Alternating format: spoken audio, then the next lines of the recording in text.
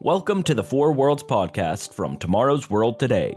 We're diving into the latest in tech, science, and sustainability, from nature's mysteries in the world of inspiration to the hands-on crafts of creation, the bold breakthroughs of innovation, and the scaled-up wonders of production. This is your ticket to the stories shaping tomorrow. Welcome back, everyone, to another episode of the Four Worlds podcast. On today's episode, we have Jessica Franken, the Director of Government Affairs at Secondary Materials and Recycled Textiles Association, SMART for short. SMART promotes the reuse and recycling of textiles to drive a more sustainable and circular economy. Jessica, welcome to the show, and thank you so much for joining us. Yeah, thank you so much for having me. It's really great to be here, and I'm excited to be able to talk with you. No, we really appreciate you taking your time. And before we really get into things about what you do, kind of why you're here today, give us a little background on SMART and a little bit about your role with them.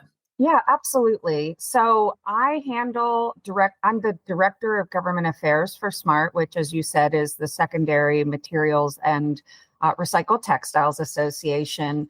And our trade association represents some 200 businesses here in the United States and North America and throughout the world that are involved in basically providing the reverse logistics for the textile and apparel sector.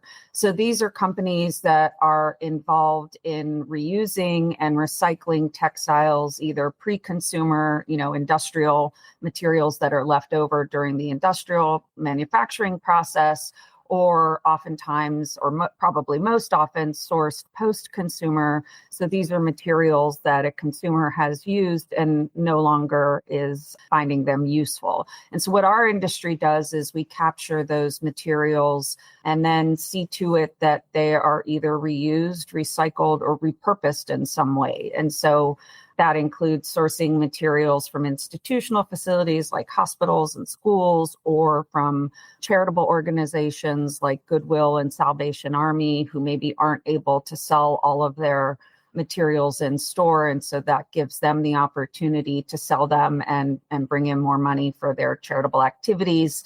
And a lot of times these materials are either exported or, as I mentioned, maybe repurposed if they're not suitable for export, in things like industrial wiping cloths, or recycled into things like insulation and carpet padding. So really, this industry is doing everything that it can to find a home for these materials so that they don't go to landfill. And it's kind of, I think, technically been around for many hundreds of years, but our industry group has been around since 1932, so nearly 100 years. And everybody probably gets tired of me saying it, but I do like to mention the tagline, "Smart was green before green was smart." We were doing this kind of work all along. So you're really kind of driving this industry that's really trending forward, with an emphasis on sustainability, of course. Now, where does your role come in, and what do you kind of do for this initiative? Sure. So as the Director of Government Affairs, I'm really the liaison between the industry and all of our different member companies that participate in the organization and public policy makers. And that's at the local level, state level, federal level, and more recently at the international level. Mm-hmm. And so basically I'm that intermediary, and a lot of the work that I do is from the side of our industry. I take what can be very complex policy activities and try to distill them into clear, easy to understand messages so that our members can either be aware or, act on their own behalf if they need to. And in the other direction, I also serve as the representative of the industry before policymakers. So, I help them understand the realities of how the industry works and the impacts that a particular policy might have. So again, I'm kind of that in between, that intermediary. I like to say that I speak both of the languages and help translate. And again, in an industry like that, it's a really important job to have, especially just with the way the industry is trending. So I want to know what inspired you to lead government affairs, get into this role, specifically in the textile reuse and recycling. Is this an industry that you do deeply care about? Because I'm sure that's important to have, especially with what you're doing. Yeah. Absolutely. Yeah. I didn't set out to work in textile reuse and Mhm. recycling. I feel like it kind of found me. My background is in public policy and government affairs work, but I've always been drawn to issues that really sit at the intersection of commerce and also the environment and also social good. And, from my perspective, when you have kind of all of those things coming together, it's that win-win-win in policy. Mhm. And I began working with Smart in 2007 when I was doing work for what is called a trade association management firm, but a firm that represents industry groups like Smart. And in doing that work, I really quickly realized that this industry is touching all three of those areas, again, commerce, environment, and social good.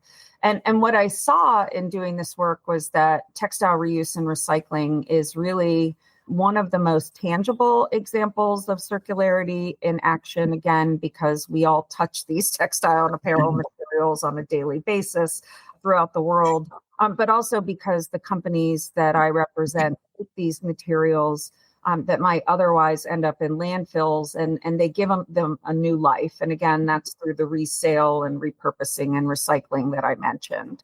So, I think what's inspired me to stay in this field is, again, all of those positive impacts that are being made just as a course of their day-to-day operations. But then also that kind of the human and economic impact that the industry is making. I don't think I touched upon this earlier, but I did reference the fact that a lot of these materials are exported to countries outside of the United States. And that's because there is really great demand for quality secondhand apparel in a number of developing nations across the world, because these products provide, again, good quality, affordable apparel to people that otherwise might not be able to afford them. And it also creates livelihoods surrounding their own supply chains in their countries in terms of like millions of jobs per country. And so, again, it's that intersection of really positive environmental impact, positive economic impact, and also, positive social impact, on our side and theirs. Right. No, that's great. Coming up on almost 20 years with Smart, it's easy to see all that positive stuff that the company has been able to do, that you've been able to do in your role. But let's take it back. It could be 2007 or prior to that, some early career moments that really confirmed the urgency of circular policy work for you. Yeah, it was early on, like you said. And, when I first started working with Smart, probably around that 2007, 2008 timeframe, I had the opportunity to visit one of our company members' facilities in Baltimore, Maryland. And while I was there, I'd heard about what was going on in the industry, but to see it is something entirely different. Mhm. And I found myself surrounded by this really, pretty elaborate operation and mountains of textiles and clothing. And each one of these items was being sorted by individuals that have expertise in order to find a way for this material that otherwise might go to landfill to have a second life. And what struck me wasn't the volume of the materials, although that was significant, but really the value in what these materials mean, and, and what others might call waste. And the fact that, again, there's this whole industry going on behind the scenes that's kind of quietly doing this reclamation and recovery work.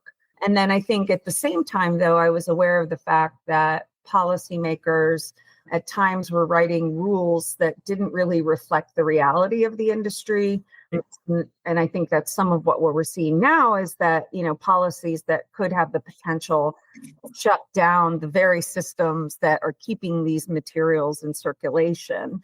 And so that really, I think, was kind of what underlined the urgency for me, that you really need to have smart policy that supports industries like this that are already doing the good work and have the expertise to manage these materials. And I want to be a part of that, translating that again to the public policy makers that are making these decisions.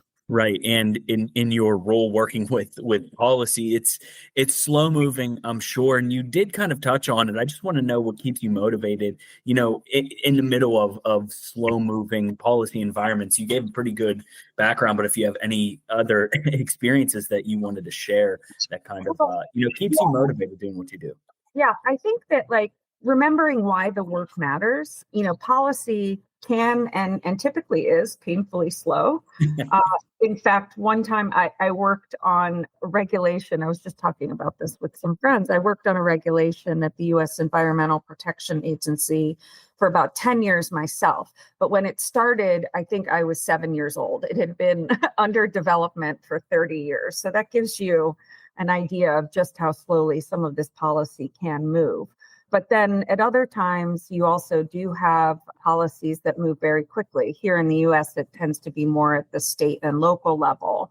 And you see that real world impact of getting it right or what could happen if you get it wrong.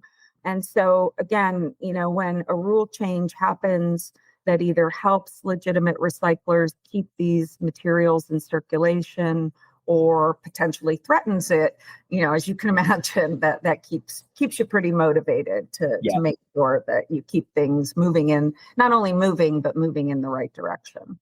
Right. So just, thinking of, state and local policies, but it could even go to the federal level as well. I just didn't want to know if there was any, recent legislation, or it could be past legislation or regulatory wins that you've had in the past or recently that kind of had the most impact that people might not know about, because it is a lot of behind the scenes work that I'm sure you're doing. Yeah, absolutely. I think very recently, over the past year or two, SMART has seen some pretty significant policy and regulatory wins that will directly impact our members. One of the most significant has been our ongoing engagement in shaping state level extended producer responsibility legislation, or EPR legislation, for textiles. And I'm not sure if you're familiar with EPR, but EPR is a public policy that requires producers to take responsibility for essentially recovering and reclaiming and recycling and repurposing the products that they produce at the end of their life, consumer life. And so we've been working on legislation that's being considered, one that actually passed in California in 2024, but also upcoming legislation in Washington and New York. And through that advocacy that we've been doing, SMART has ensured that reuse is not only recognized, but prioritized as a key element of these efforts, again, to reclaim and divert these materials from landfills. And in so doing, we've really made it such that we can safeguard our industry's ability to be able to apply the longstanding expertise and operational know-how that we have to continue to build that truly effective circular value chain. Right. And we've also played a pivotal role in discussions related to international trade, which continue to move on right now, with the administration being very focused on ensuring reciprocity, for the United States in various trade deals. We have been working with the U.S. government to seek opportunities to expand market access to various countries that have traditionally closed off their markets to our members' materials. And so I think we're seeing some movement on that. And I would consider that a big success as well. No, that's great. It's nice hearing about some of the successes in policies, especially with, sometimes it's common to hear a lot of bad in policy, but it's refreshing when you get to talk about the good, whatever level that's on. Absolutely. And of course, SMART has supported the Americas Act. I just want you to kind of explain, the Americas Act and SMART's role in that, and of course, your role in advancing that support and other programs. Yeah, absolutely. Yeah, for listeners who probably aren't aware, the Americas Act was actually a much larger bill focused on enhancing U.S. competitiveness, particularly with respect to China. and also enhancing competitiveness of the Americas overall. It's kind of a regional strategy to fortify this part of the world against what I think is perceived as the threat of China.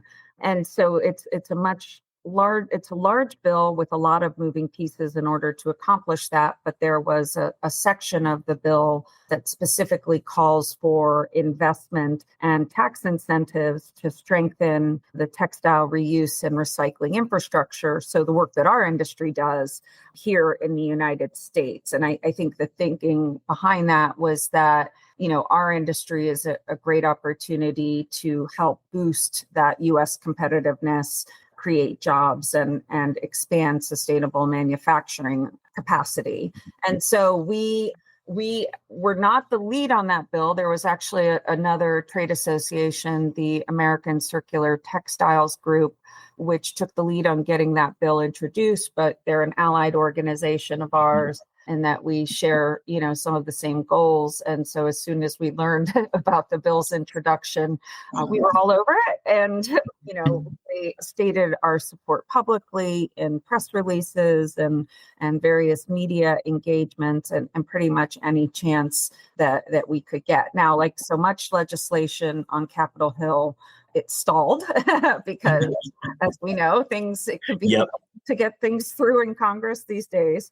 But I think for us, we were just really excited to see, our industry being discussed at this level and being recognized for the positive impacts, that we make in all of these different areas. So again, it was something we were more than happy to support. Absolutely. And when you're, dealing with, these big things like the Americas Act, or at the state level, like California's textile EPR rollout you touched on a little bit, how do you ensure that industry voices are effectively represented at every policy table, despite the level, whether it's local, state, or even federal? Yeah, it does depend on each level of government. And then within the state governments, it's kind of each state has their own personality.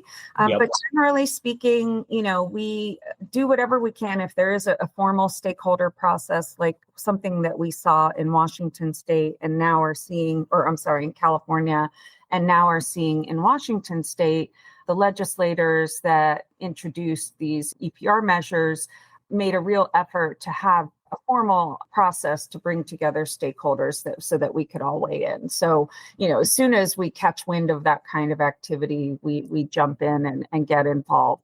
But even in the absence of that, I think it's really just staying on top of these measures when they come up, identifying, who the proponents are, who the bill author is, and then just kind of getting in there and introducing ourselves. And, whether that's through face-to-face meetings, phone calls, Zoom meetings, written submissions, whatever it is, I think the idea is just to make that connection, with the people that are going to be deciding, these kinds of measures, and just helping them understand who our industry is and, what we do and the positive contributions we make. And so far, throughout my career, really, it's never been a heavy-handed approach. It's usually focused on simply education and how can we be of service and how can we, provide the information that you need to make sure that the policies that you're working to adopt are well-founded, grounded in evidence, and kind of all the things you hope to see when you're developing policy.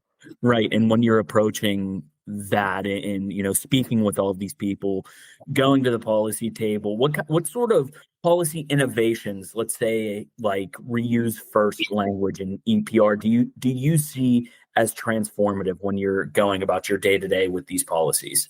I think that a lot of the transformational work right now is going on in kind of the recognition that from our industry's perspective and just in general, when you're managing these kinds of materials at end of life, that reuse sits at the top of the waste hierarchy.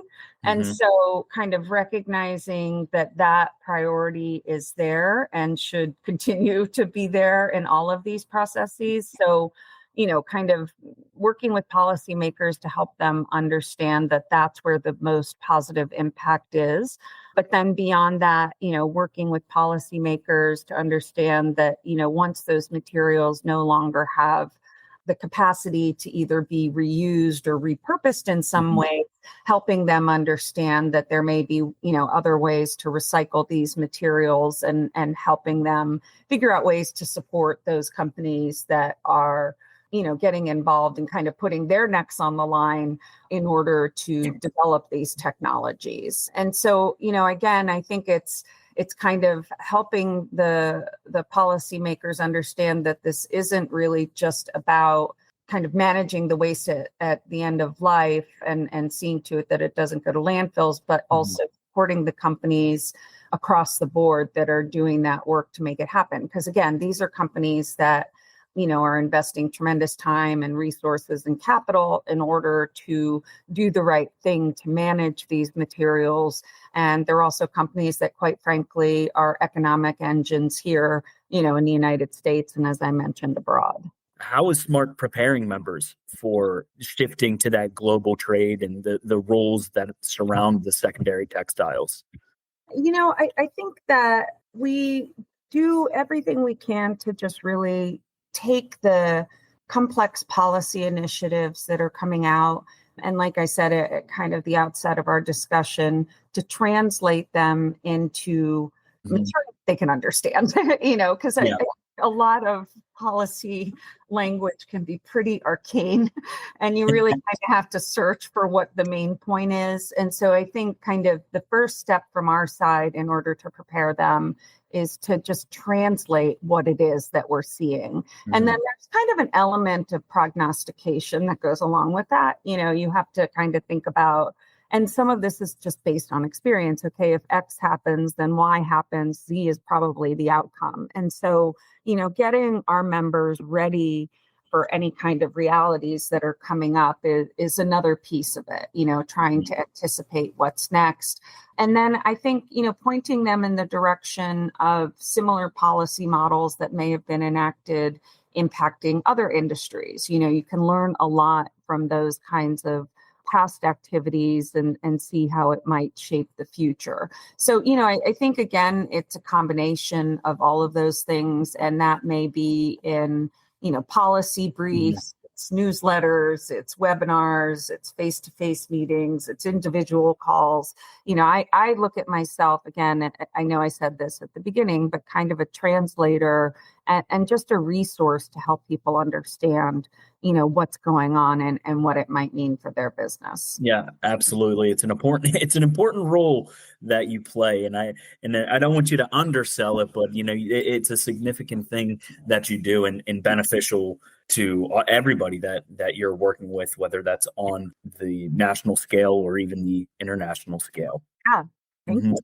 So what are there any international collaborations or policies that are emerging that you could talk about that are kind of reshaping that sector? I think right now, in terms of collaboration, I think the policy frameworks that we're seeing international forces right now kind of working to reshape the sector through things like extended producer responsibility. It's not going on just here in the United States. It's also happening all throughout Europe and places like Chile and Kenya as well, and Canada. So EPR is a big one.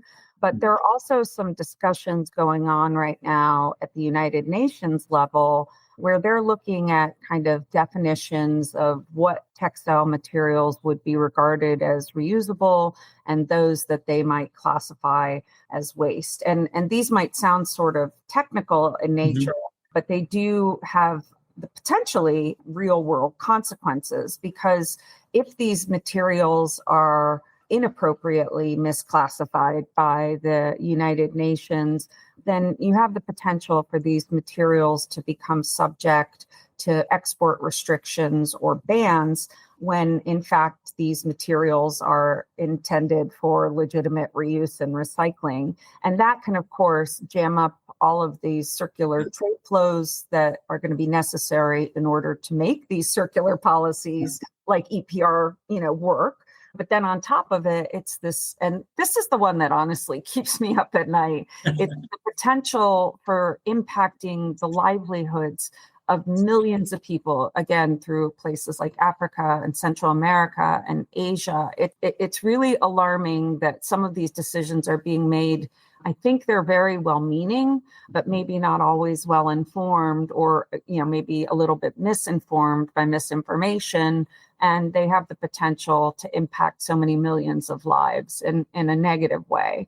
So, I think that's, to your broader question, what policy frameworks are emerging that could reshape the sector. I'm kind of looking at it, the perspective of as a challenge, but I think also the opportunity, when I look at something like the Americas Act, there is still opportunity here that we could seize to, enhance the recognition of this industry, to make sure that all of these pieces of the larger equation are coming together.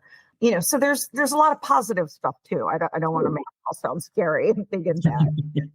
Hey, when we're talking about this kind of stuff, it is scary, but it's refreshing to hear that there are solutions, or there are some positives. So you really can't talk about those positives without talking about those challenges. You're so right. Yeah, absolutely.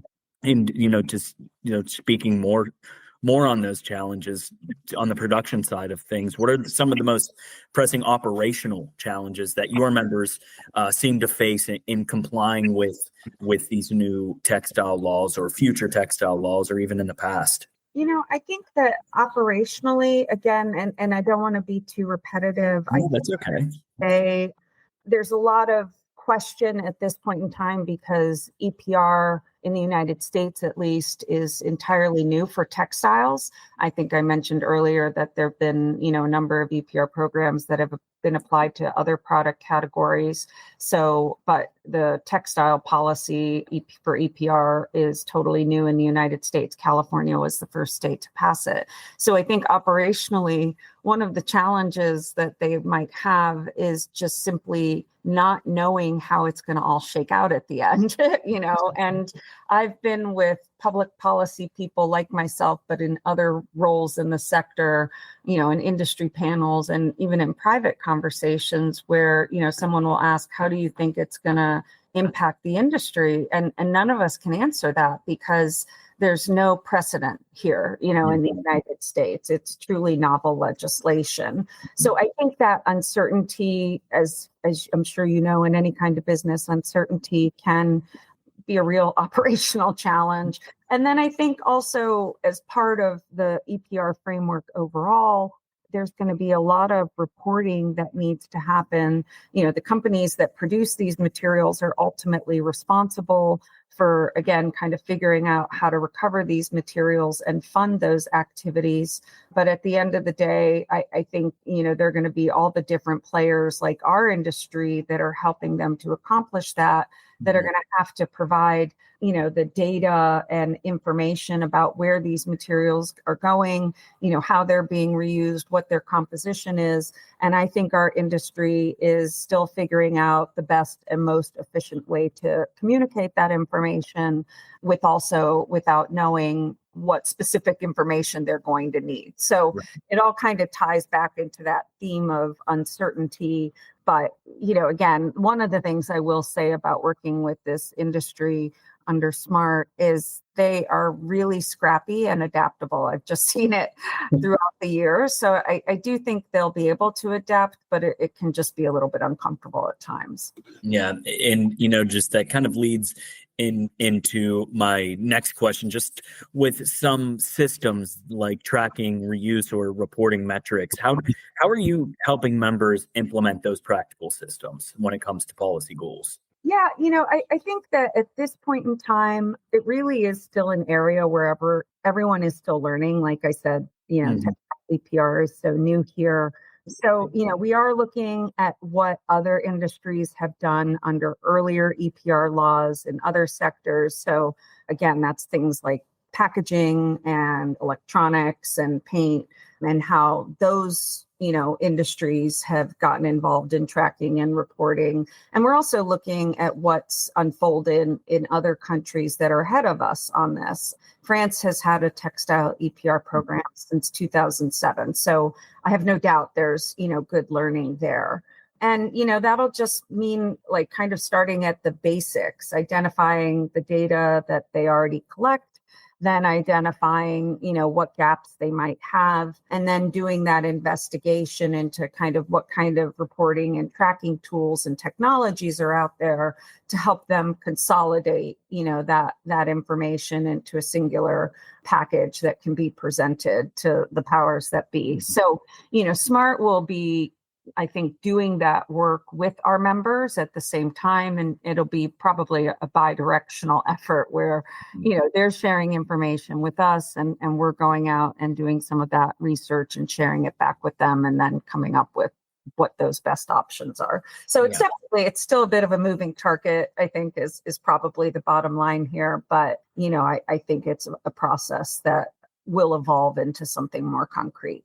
Sure. And I'm sure it'll always be a moving target. No matter how much progress you make, I'm sure something will always come up and you'll have to adjust and every time, every single time. So when it comes to policy success, how do you measure that, whether it's the amount diverted, member adoption, or infrastructure growth?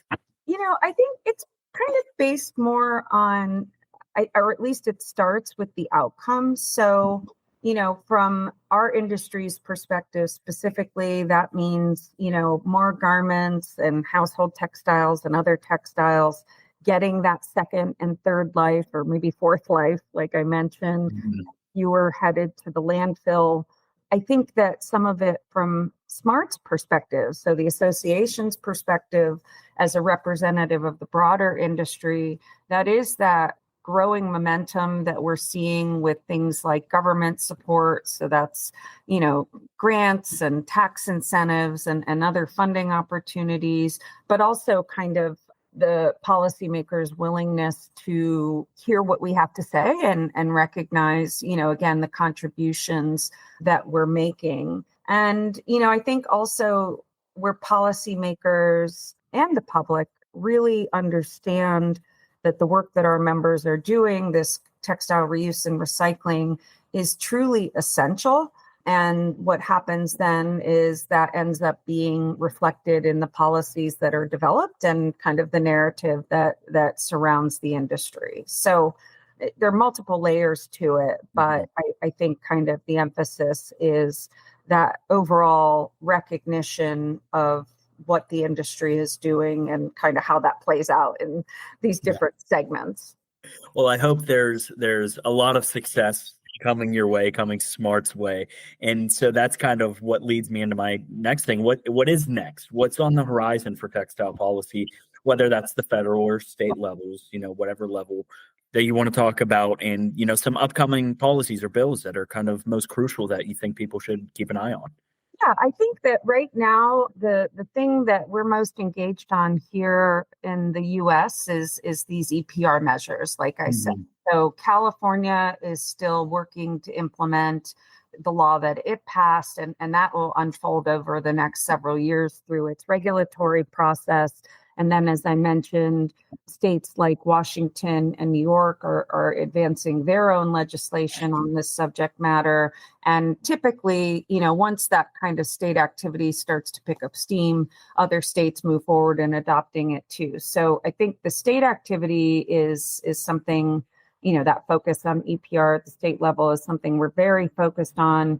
I think it'll be interesting to see that, as that state activity and other international activity picks up, whether the federal government starts to get involved. Again, we talked about Congress's issues, but, there are other levels within the federal government and agencies that, may take an interest in this and already are showing signs in doing so.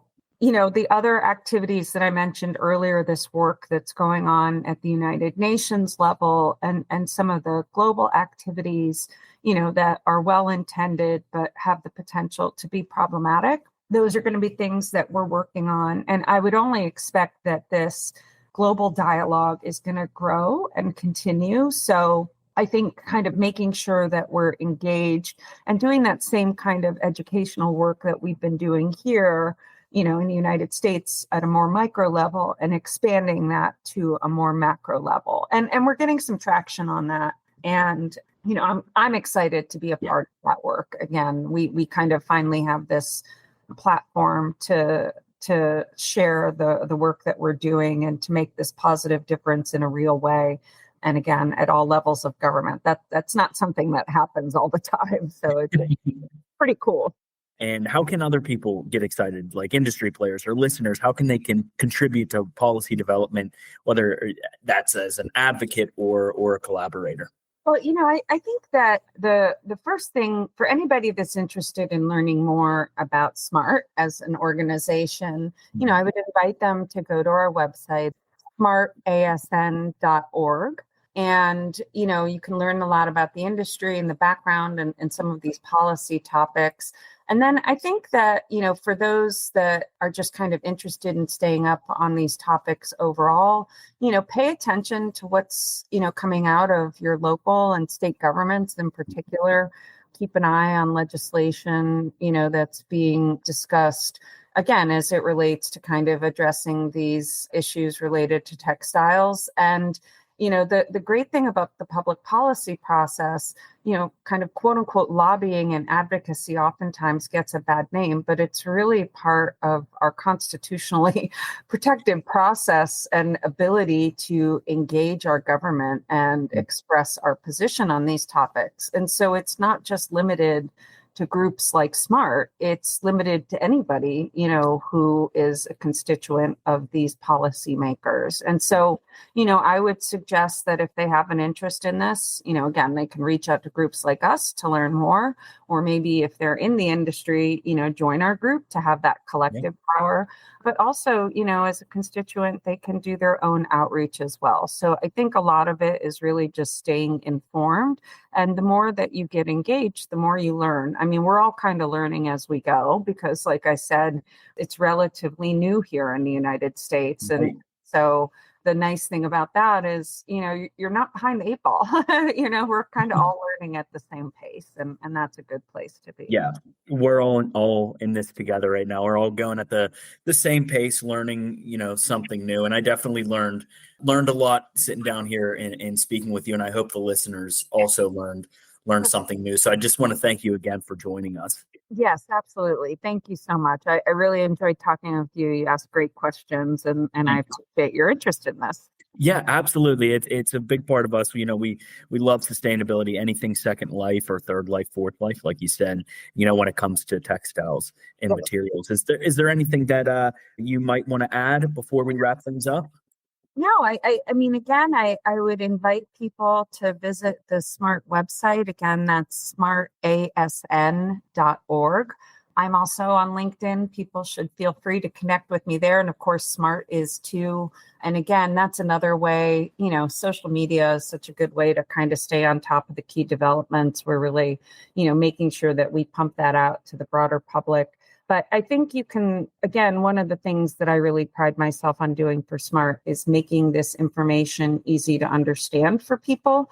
And so I think people can, again, get engaged, get informed, and, feel free to start with us as a resource and build on it from there. But, the more voices we have in participating in this process, the more that we all learn and benefit from it. So, I know that I have kind of a big tent approach, and I know some of the other people that represent, other segments of this larger industry value chain are very interested in hearing from other people's voices too. So it's really kind of constructive and exciting topic of policy to be involved in right now. Yeah, absolutely. And we look forward to kind of following along as well. And Jessica, we know you're a busy person, so we really do appreciate your time with us.